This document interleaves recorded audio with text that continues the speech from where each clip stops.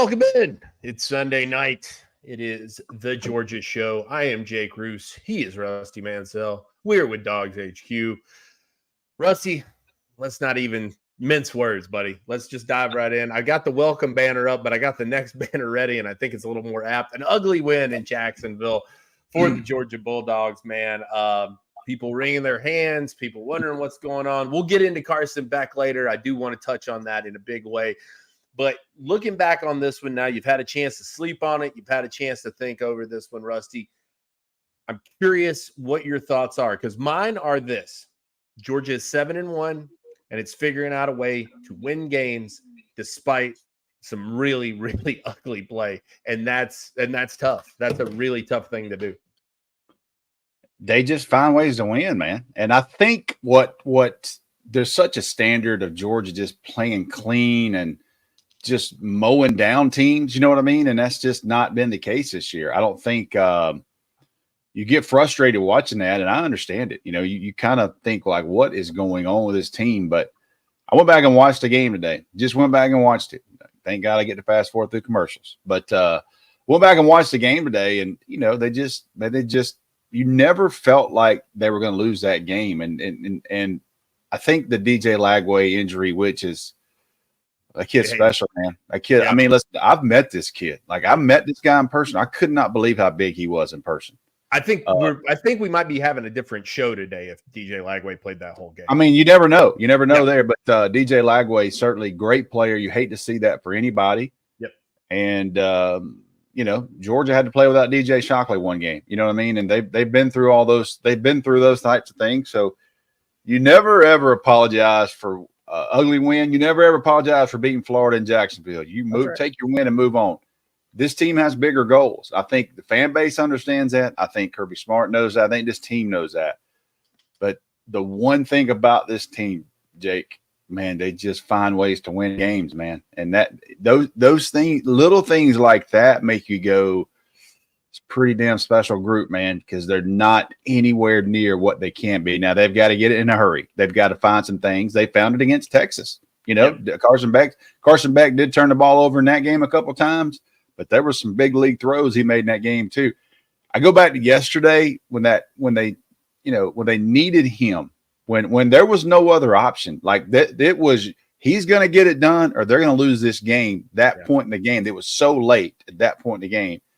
Carson Beck got it done, man. I mean, he made some big throws, and I can't imagine what was going through his head at that time, because he very easily could have thrown a fourth interception at one point in the game, and the look on his face and look in his eye. But I credit Carson Beck, man, and you cannot just rip him for interceptions. You have got to say when there was no other options, man, when you were out of mulligans, he delivered. He delivered a game-winning drive to take that thing to 27-20 with 3 minutes to go. You know, he shows you that, Roos. You know, I think that's what frustrates people. He shows you that, and you go, where is that? Like, can we have 4 quarters of that? Because everybody watched this kid last year. Everybody read this stuff, the offseason, like, this guy might be the number 1 pick. This guy's going to be a first-rounder. We've all seen him do things like that. In Florida, I think the Florida game last year, Jake, might have been his best game he ever played. And I thought, man, this guy's going back to Jacksonville. He is about to shred these dudes. And he did not. Yeah, he got shredded, I think. Jake Rose said it so well tonight. We were doing the radio show, and he said, I said, you know, they're finding ways to win in spite of Carson Beck. And he said, yeah, but what's interesting is they're finding ways to win because of Carson Beck, too. He's giving you, like, both things, man. Like, it is unbelievable. That's right. He's putting you in the tough spots, but he's also doing, like, really clutch things he has to do in order for you to get over the hump. I understand why it's maddening for people to watch. It's crazy. You know this, I know this, and I've had people in that building. And Kirby Smart talked about it in his press conference. He's not blowing smoke when he says this guy gets them in the right play every single play. He makes a lot of the calls for the protections. On that touchdown to Dominic Lovett to go up 27-20, watch him check that play. He checks out of what they've got. He checks into that play because of how the defense has scored a touchdown. You have to know, if you're Kirby Smart and Mike Bobo, this guy is the charts football IQ. He's off the charts smart. I've heard him say it at clinics, the smartest quarterback they ever had. So what is going on during the process of the game for him to make plays like he does at times, done lately? So I think that's a great way to say it by Rowe. Leave it to our South Georgia man to sum it up. But, it's there. You just got to find a way to put one together. And I think the first half is so important to him because I think 7 of those 11 interceptions have been in the first half. You got to survive one and see what kind of complete game he can play. I agree. I want to get into Carson Beck in a big way. I want to give him his whole a whole segment, to be honest with you. But I want to talk about what's happening outside of Carson Beck because he's obviously the focal point. But Rusty, we're seeing Georgia, like I said, find ways to win, and it's having to do that in. You want to talk about creative ways. I mean, you lose Trevor Etienne, who's been driving this boat while Carson Beck has been throwing it to the other team. You lose that guy, and suddenly you're thinking, oh, my God, where do they go from here? Suddenly Nate Frazier's more involved. Oh, my God, we've got Dwight Phillips sighting for the first time all year. The most effective snap getter on the roster, 1 for 1 for 1. I mean, just a really tremendous effort there. I don't know what to make of it, Rusty. You're seeing guys like Ben Urasek step up, but then you're also seeing bad things, right? Xavier Truss is still getting a stupid penalty, which doesn't make sense. He's got to calm down, man. I don't. I mean, I love a big 6'8" Rhode Island man. Yeah, but dude, he's got to calm down. Like he got lucky he didn't get called for piling on there in that first series on a third down conversion. So. And he's also like 28 years old, so he's got time to settle down and take care of the family and kids here. I mean, control, sure. Yeah, but defensively, I was doing the snap count today. I felt like it was a quiet game for in terms of snaps for Jalen Walker, and I expected that to be a bigger size for him. But then you see Chris Cole get more involved. Well, the different offense they had, because you don't know what the stats would have been with Lagway, because they would have been more drop back passing with him. Right. He hurt them a little bit early in the run game. 2, also with Lagway, you lose 2 guys that are so crucial to your scheme with Dan Jackson and Jonel Guerrero. Georgia was trying to play safe. They got caught their eyes in the backfield, gave up a touchdown there. So you really don't know what type of stats. I think Jalen Walker, once you're able to turn those guys loose, because once he went out, I think Georgia obviously played a totally different defense. They were daring this guy to throw, and Florida did not want him to throw at all. So they were in the run game. So I kind of cut down on those stats a little bit. But you start thinking about guys out on the edge, and Chris Cole. Chris Cole is starting to really get into some minutes. What's crazy is I think Smile Munden is one of the best blitzing linebackers they have. They pressure so much with Smile Munden. Right. And, do we know when he's going to come back? We don't. At some point he will, but nobody's really talking about Smile Munden. You know what I mean? Like, this is an all SEC player. And everybody's like, yeah, man, hey, what's Carson Beck going to do this week? It's not, there's another guy that can help them, but Chris Cole is, I wish people could see him in person, how long this kid is. This is, I'm not want to put it on him as a first rounder to put that type of pressure on him. But when you see Quay Walker, this guy looks like Quay Walker. Yeah, I mean, from a physical standpoint, he has first round. I'm not going to answer that, by the way. I wouldn't either.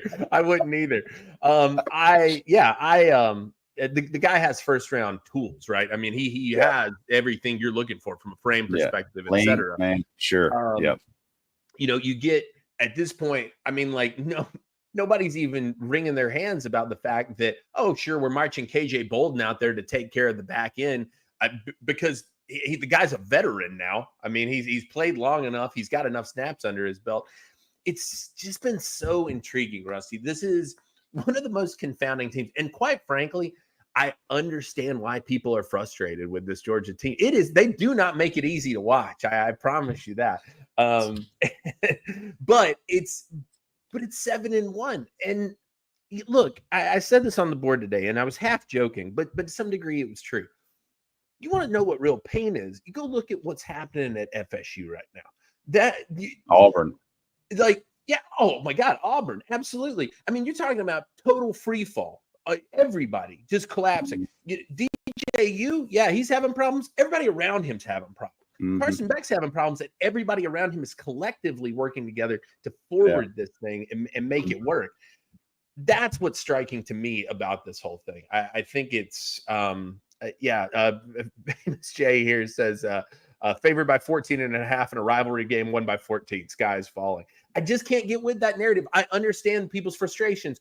Will it come back to bite you at some point? It very well may. But you beat Texas by 2 touchdowns with 3 interceptions as well. I mean, I just there's a weird something going on around this team. I don't know what it is. I wish I could explain it.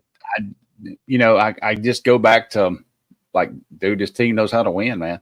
Like, Georgia's that team right now that you're like, man, we almost beat them. You know what I mean? We played them good for 3 quarters, but guess what? You took an L. You know what I mean? And that says a lot about where Georgia is. And Kirby can go in that press conference. He can say everything he wants. And even Carson Beck. I noticed it last night with him. And listen to this. Credit to Carson Beck, because you don't have to go sit in that media room. When they come to you, that's kind of your decision. Hey, we want you to get – this ain't the NFL where you get fined. Sure. Carson Beck went in there and sat down and took questions yesterday. And he knew what was about to come his way. He answered it in the way he thought. I have spent more time with Carson Beck this year doing the interviews for Fox 5, doing some of those interviews kind of behind the scenes for those guys. And I'll be honest with you, man, he really is a low-key guy, and he has this team. Dude, I sit right there and watched him and Jalen Walker, and, man, those two together, I mean, they're boys. Like, they were – I mean, I've been around enough locker rooms to know who the dudes are. And Jalen Walker is the clear leader. And Jalen Walker, that's his guy. They're all in on this guy. You know, they've seen him do it. So, you know, everybody in the country wants Carson Beck. If you're a Georgia Bulldog fan, you want him to turn this thing around. I think you got to kind of back off a little bit about we got to yank this guy and go in another direction. I said it yesterday. I said it last night.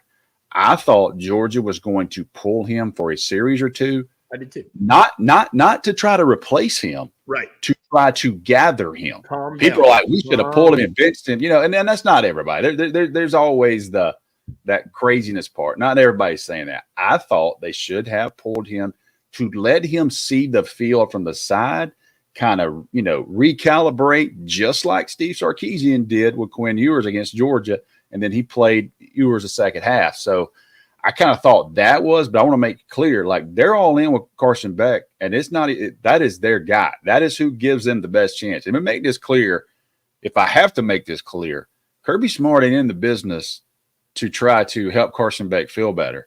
He's in the business to try to make Carson Beck win football games, and what gives Georgia the best chance to win a football game. They get paid millions of dollars to make big boy decisions like that. And it's pretty clear that they think Carson Beck gives them the best chance. Now, on the flip side of that, it eventually will get you if they could play like if this continues, they will eventually it'll end up getting them. So they got to figure it out. Yeah, no question about it. Look, we're going to get into a lot more Carson Beck because I think that is what's on everybody's brain. It's hard to go. It's really hard to talk about much else. But if you want to see Carson Beck perform this week, you need to get over to GameTime and get over there to get your tickets. If you're headed over these tickets, if you're headed to Ole Miss, look, I was talking to Zach Berry tonight, our guy over at OM Spirit. He said that they are expecting this probably to be the record crowd in Ole Miss history. They've set a couple of attendance records this year. He said, we're expecting this to be the biggest one. If you're looking to get over there, go get your tickets with GameTime.co, man. They do a fantastic job over there of hooking you up with the best price. They've got you covered on all the seats. And best of all, man, you can see where you're sitting. So you can see down here. I mean, look at this. This is some of these are crazy. Some of these are crazy. You can buy this $1,400 ticket, or you can buy this one right behind it for $511. $392 here in the corner. That's a great seat right there. So a lot of ways to get in here. And look, if you've never been to the Grove, you need to do it once in your life. It is something to see. I promise you that. So if you're looking at going to see the Bulldogs this weekend versus the Rebels, go to GameTime.co. You can do it there. You can also go around if you're looking for concert tickets. If you're looking for any, the Hawks are getting ready to start playing. Falcons are on a really nice run here in this season. You don't get to say that often. Go enjoy the Falcons, man. Lord have mercy. Yeah, it's a good time to go utilize our friends over at GameTime.co. They've got the best price guarantee. You can see it all. It's all in pricing.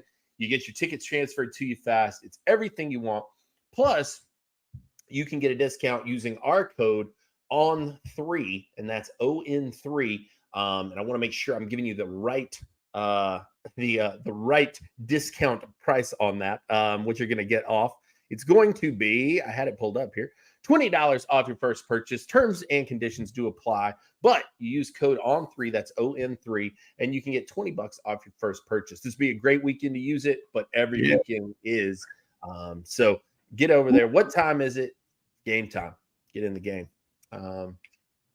Rusty, like I said, the curious case of Carson Beck. Can you give me your opinion as to what is going on with Carson Beck? What is he seeing something that's not there? Is he? My personal take on this is that he is. It's like, and I used this analogy earlier with Roe. It's like when you see that guy who goes to the blackjack table and he loses one hand, so he doubles the bet the next time, and then he loses that hand, and so he triples the. He's like trying to. It's you make one mistake, so you're trying to go out and fix it in a bigger way the next time, and sometimes that comes back to burn you. That's my take on what's happening right now. And if there is such a thing, because you don't see it a lot in the quarterback world, it does feel like the yips. Yep, he's pressing too, man. He's pressing. There's no, he's trying to make plays. He is, trying to get back a lot at once. It's one of those things. It's a head scratcher, man. It really is a head scratcher. Like, I haven't seen a quarterback get in a funk like this. And I say this because you've seen so much positive out of him. Like, this guy was ripping up teams. Like, he's got a big league arm. You're in the second year. This is the second year with Mike Bobo. Like, this is the same offense. It's just, you can't sugarcoat it. I mean, he lost Ra Thomas. He lost Kobe Young. He doesn't have Brock Bowers. He doesn't have Lab McConkey. He doesn't have Marcus Rosen-Jack-Saint. Yeah. I mean, there's a lot of different pieces that he's not playing with. I just really think he's pressing, man. I know what he's saying in these press conferences, but man, you can see it in his eyes. He is frustrated. He's frustrated with himself. And you get into these things, and man, it's going to take a clean game to get him out of it. I think, get some confidence there. And you see Kirby do. It feels like Kirby Smart. You see Kirby Smart talk to him coming off the field yesterday. That tells you, and you don't think Kirby Smart will know the pulse of people?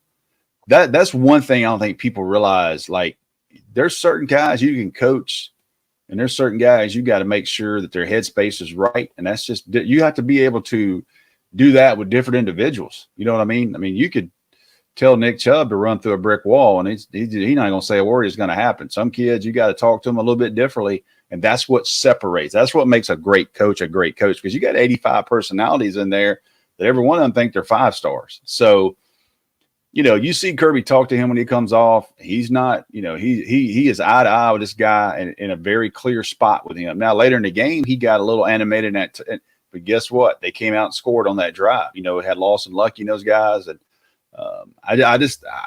just knowing some of the people in this part of it, I really think that they're making sure that his head's right as much as possible, and keeping him on the path the best they can. They got to get him out of it somehow. Because this guy watches more film than any Georgia quarterback that's ever walked in that building under Kirby Smart. There's no question, and that's what's the head scratcher. Like, this guy's a football junkie, man. Like, high IQ.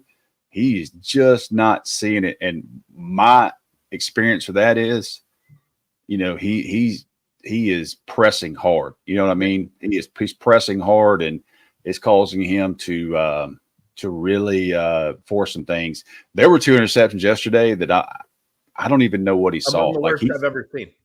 Yeah, he would have to throw. It would have to literally went through 3 twice. He'd have to went through 2 guys just to get to his guy. Right.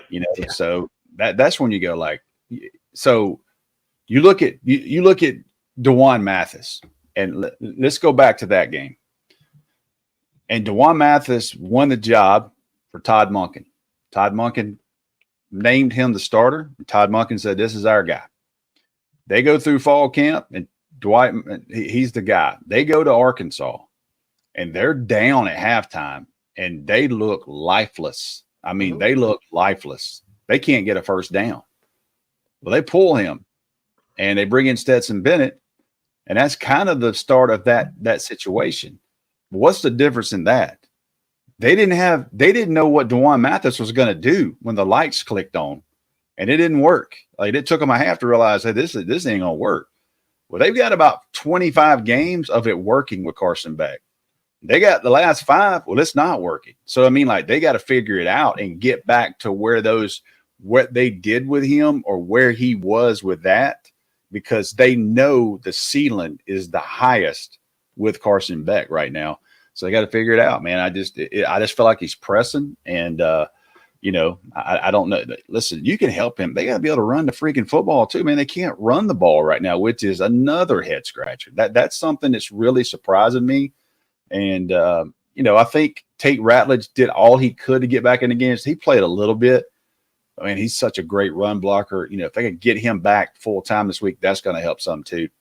Yeah, no, the running game, I think, is part of this, right? Their inability to get that going. Yeah, razor thin there. I mean, I said a couple weeks back, and I saw it again yesterday, and I just cannot believe how much it feels like to me that they are missing Roderick Robinson. I feel like he is a guy who they can really use in some of these situations. Short yardage is just punching in. They don't have a hammer right now, and that's tough for those in those 3 and 4 yard situations. With Carson, I think that what you're running into here, and I think what's frustrating people so much, is how it looks. But if you subtract, and I'm not saying you can, look, if you can take away the interceptions that he's literally throwing into people's chests, which is horrible, that's bad. But if you can remove that, the guy's throwing for yardage, man. I mean, he's putting the ball in the air. He's making some really big, glaring mistakes, and that's what's really hard to accept. But there are moments where you're like, okay, this is why. This is what gets it, man. And I don't know, man. It's one of the damnedest things I think I've ever had to watch in a long time, because somebody said he's not coming. I saw this on the board today. Somebody said he's not coming back from this, and I said I can't get with that narrative because we've seen him play well. The guy's not a career bum. I mean, it's not like he's he has that in him. He has both things, right? Mm-hmm. Yes, he's working in one duality right now, which is very negative, but he does the good things. And if he is able to find that again, and this has kind of been my contention and my thought all day, if he's able to find that thing again, this is a really, really dangerous team. This is a team no one wants to face, with Carson Beck throwing 3 interceptions. If you can get Carson Beck down to 1 interception, then this is a team nobody on earth wants anything to do with. And that sounds crazy to say, but I do think that's true. Yeah, I haven't hid the fact that I think Georgia can win the national championship. I still think Georgia can win the national championship. Georgia they can also not make the playoff. You know what I mean? Like, they got 2 huge games coming up. They've had huge games this year. That Clemson loss didn't help them any last night. So that's another thing that's kind of working against them a little bit to add a little bit of interest in this thing. But Georgia certainly can win the national championship. And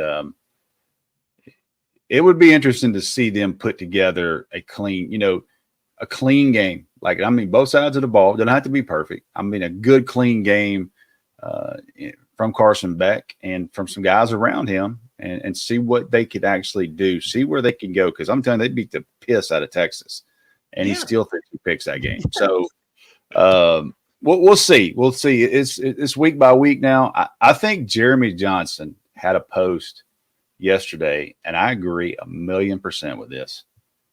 He said, I think, just kind of summarizing, there's no apex predator in college football this year. Yes, What I mean, there's no LSU 19, there's no Alabama 2020, and there's no Georgia 2022. There's about 6 or 7 teams, in my opinion, that can win this thing, and Georgia is one of those. Yeah, and that's good news for Georgia, because if you were going to face one of these super alpha teams like that, if he was going to play Georgia 2022 with them dudes, 3 picks, you'd get ran out of the building. LSU and Alabama, those teams you had to score 40 on to win it, to beat them. 3 picks, you waste 3 possessions, you get ran out of the building. That's not the case this year. You do not want to live and die throwing 3 picks. But if there's one thing in this year, I'm confident in, there's no complete team. Everybody's got some holes. And I'd be damned if we're not starting a playoff this year that's going to be wide open. I think 6 or 7 teams can win this thing. And I would not, if I'm Georgia, I'd play anybody. You want some of these things in your favor. You want to get healthy. But I don't see a team that I walk in and go, there's no way Georgia can beat that team. I think Georgia's got a chance to beat everybody. I agree. And I've seen a lot of comments over here, and I do want to address this because I do think it's something that's important, and I think it's a narrative that is misplaced. People are saying Carson Beck, he's out here, he's too concerned with his image. He's doing the social media, Okay, yeah, he got the famous girlfriend for sure, right? Yes, he got the Lamborghini. Carson Beck's not out here tweeting on the daily, man. He's not out here making the TikTok videos doing fun. I asked him crazes. I asked him. He doesn't have social media. You know who runs his social media? He has somebody that runs it for him, that puts out his stuff for whatever things by the contracts of the NIL. Guess what? Guess who else does that? Tate Ratledge does that. Oscar Delp does that. Nate Frazier does that. Brock Bowers did that. So does he have a famous girlfriend? Yes, he does. And that young lady makes a lot of money doing what she does with her Instagram stuff. He was on her social media one day last week, and this. I imagine there are a lot of people who are commenting these things who would like to be on her social media as well. Listen, this guy's 22 years old. I mean, he's a young man, and he's got a look. But like this guy, the social media part, like I don't get that part because he doesn't have it. I asked him, I said, when did you get rid of that? And he goes, man, I quit reading that stuff in high school. Because if you remember his junior year, they won the state championship. Mm-hmm.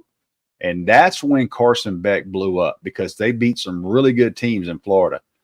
Well, he gets all this attention, and then they lose everybody off that team. Right. He had like 3 starters come back, and then they get beat like the first round of the playoffs or something. And, he said he learned right then playing quarterback, this social media is not the place for me.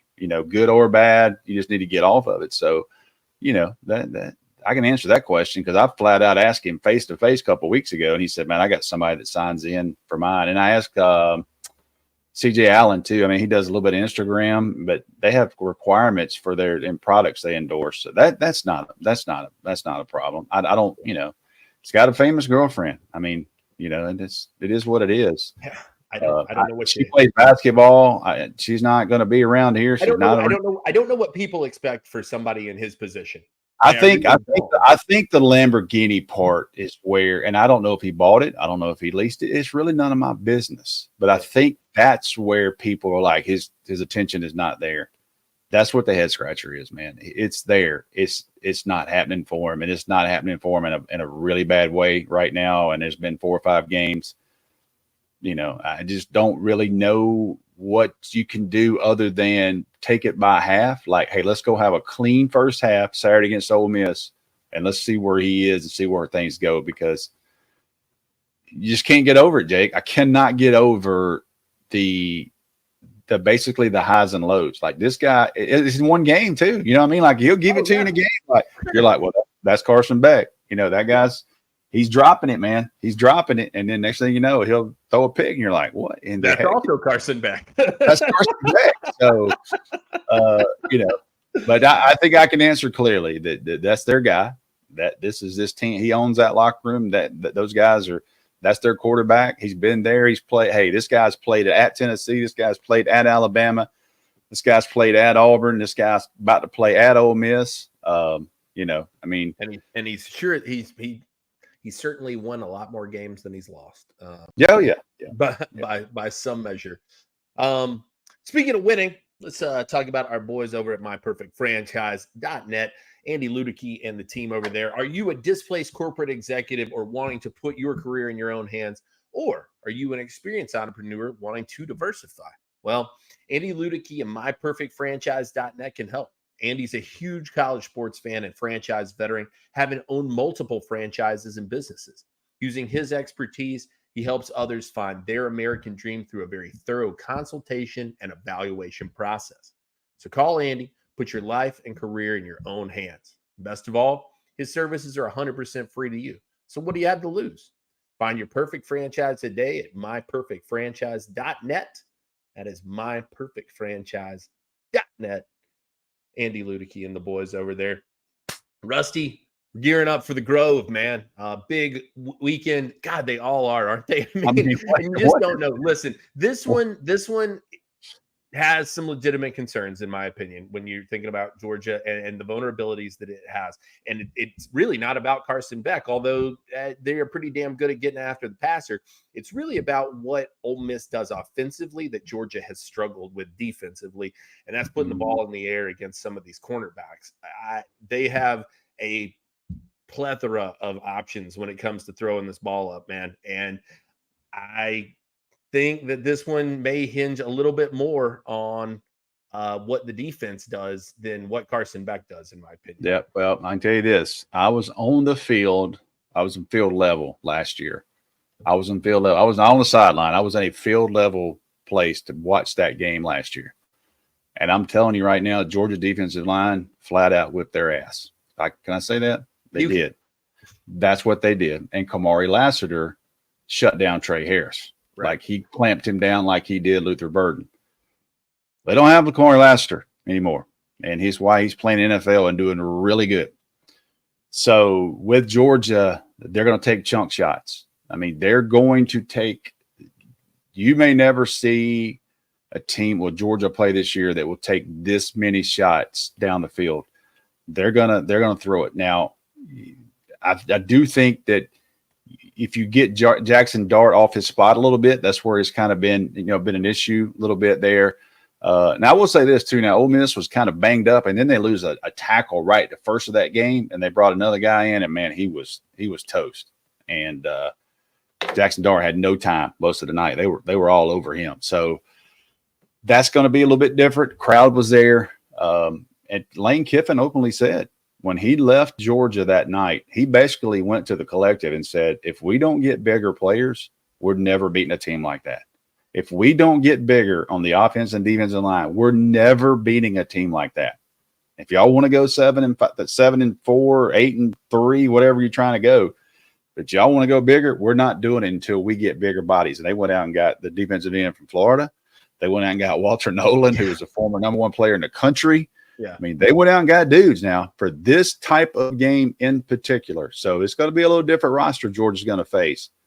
And backs against the wall. I mean, this one, Ole Miss, a lot's hanging in the balance for these Ole Miss Rebels. Yeah, this if Georgia beats Ole Miss, boy, that's going to be a bad deal for Ole Miss. Like, they got a lot of portal kids that you kind of rent for better term. You know what I mean? You get them for a year to see what you can do. And another loss for what Ole Miss would be. So you're going to get Ole Miss and what they feel like, I guarantee you, is a sudden death situation.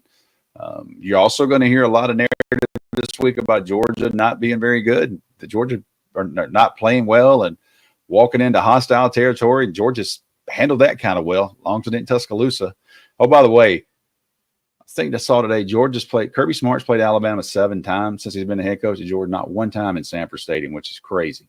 That is wild to think about. You're that right. Is wild. 7 times. They haven't even played them. So also look today. I don't want to get real positive on you, but look at November the 7th, 2020, Florida beats Georgia. I think that's the last time Kyle Pitts scored a touchdown because I'm upset with him on my fantasy team. Anyway, they beat Georgia 44-28, November 7th, 2020. Georgia has been 50-0 or 53-0 since that night. This team's not named Alabama. They're 53-3 since November the 7th, 2020. It's absolutely insane what is going on with this. Sure. And it's another big test this weekend, but their corner's going to get tested this week. I mean, they're going to have to turn around. I mean, they're going to get put one-on-one. I have zero, and I mean absolute zero knowledge of this. Zero knowledge of this. And I can promise on whatever I need to promise on. This might be the game that you see Ellis Robinson play. And let me give you my theory on that. Last year, when Georgia played Missouri in Athens, and they had those 3 wide receivers, they were giving everybody fits, and they had a quarterback that was mobile. They basically brought in Julian Humphrey, who hadn't played at all, and said, we're going to play 3-on-3 with these wide receivers. We're going to play basketball. This is your guy. Kamari's got Luther Burden wherever he goes. And then we got our 2 guys, our 2 other corners on Dalen Everett and Julian Humphrey on these guys. This might be where you see Daniel Harris, Dalen Everett, Ellis Robinson, and who am I missing there? Those four guys. Yeah. You might see those 4 guys against these 4 wide receivers. Sure. Because this is a little different. This is a little different. It's a little different skill set they're bringing. They don't have just 1 or 2. They got 3 wide receivers. And this might be where Georgia goes, you know what? We're going to turn Jalen Walker loose. And we're going to play some one-on-one pickup ball. Our athletes versus your athletes one-on-one, see what happens. Yep. And they did that against Missouri. They gave up a touchdown in that first drive. And after that first drive, they put Lassiter on Burden, and he had 2 catches the rest of the game. They didn't let him get out of that. So we'll see, but not calling that. But this could be very well the game where you go, we got a guy that can play, and we're just going to say, listen, that's your dude. You're in front of that guy, and you got to make a play. So we'll see what happens there. Yeah, definitely be interesting to see that one. And look, I said I think this one comes down to what the defense does, maybe a little bit more. And I do agree with that. Carson Beck, though, cannot throw 3 picks against Ole Miss because you cannot afford to give this offense extra possessions. Not possessions. Cannot possessions. No. Yeah, not extra possessions. So it's going to be an interesting week, is what I would say. I think that it is going Something to be. else we're going to talk about is Trevor Etienne. Like, sure. He didn't come back in the game yesterday. I didn't, my initial feeling, it didn't look. And nobody wants to hear Kirby Smart say day to day tomorrow. You know, assuming that is the case, let's just pretend here, hypotheticals for a second. Assuming you don't have that guy, is it a Dwight Phillips? Is it a Chauncey Bowens? Do we see maybe some Dylan Bell coming out of the backfield? Guarantee I would have to have Dylan Bell in there for eight plays. Yep. I'm telling you, I know he loves wide receiver, and they got to have him at wide receiver. But I'm telling you right now, I've done it long enough to know. You want to talk about a fluid, see it running back at 210 pounds, Dylan Bell. And I'm telling you, when NFL teams go to Dylan Bell, they're going to tell him, listen, yes, you're going to play some running back and wide receiver in our offense. And he's going to go, yeah, I'm good with that because, you know, is he Deebo Samuel? He's very well could be close. Yeah. Because he's a bigger body type dude, but man, he is so smooth at running back. I tell you what kind of he was recruited by several teams as a running back. Yeah. Michigan primarily wanted him. He wants to play wide receiver. Right. And that was, from my understanding, that was part of the, you know, there were those rumors about him leaving last year. And, you know, I think that Georgia, you know, assured him, hey, we want you at wide receiver, but it might be one of those like, Dylan, we'll need about 10 out of you this week, my man. And I don't think he'd have a problem with that. You know, I mean, you give him 5 or 6 carries, you know, and get him in the backfield where you guarantee to get him one-on-one.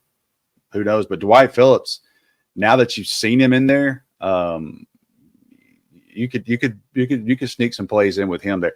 Cass Jones is they've got to get his more. If ETN's not there, they got to get Cass Jones more involved. I'm with you. Yep. I think Yep.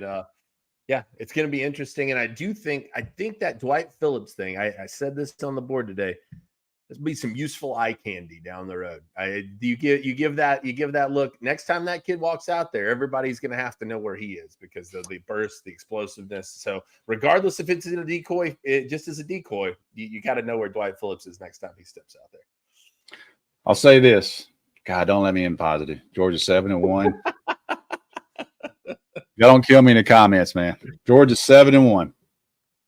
They've won so many games and they've done so much stuff.